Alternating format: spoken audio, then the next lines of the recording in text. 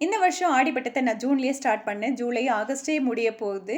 தைப்பட்டமே வந்துரும் போல இருக்கு. இதுவரைக்கும் நான் விதை போட்டுட்டே தான் இருக்கேன். வாங்கிட்டு வந்து போட்டுட்டே இருக்கேன். எதுவுமே முளைக்கல. போன செவ்வாய்க்கிழமை ஆர்கே பட்டறையிலேருந்து இந்த விதைகள்லாம் வாங்கிட்டு வந்து புதன்கிழமை தான் மதியம் ஊற வச்சுட்டு நைட்டு போட்டேன்.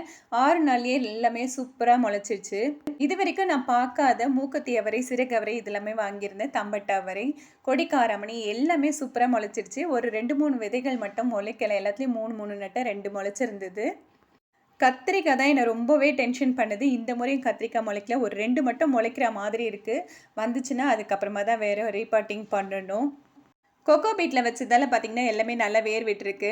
இது மழை அதிகமான அடிச்சிட்டு போயிட போகுது அப்படின்னு சொல்லிட்டு ரீபாட்டிங் பண்ணிட்டேன். முளைக்காத விதைகள்லாம் அப்படியே விட்டுருக்கேன். இன்னும் கொஞ்சம் நல்லா வந்த பிறகு இதையும் ரீபாட் பண்ணணும். இது பாருங்க மிளகாய் விதை போட்டிருக்கேன். இதுவும் பிடுங்கி நடணும். பூசணியில பிஞ்சே பிடிக்கலன்னு போன வாரம் முருங்கைக்கீரை கரைசல் குடுத்திருந்தேன். அதுக்கப்புறம் எல்லாத்துலயுமே பூவும் பிஞ்சும் வச்சிருக்கு பாருங்க.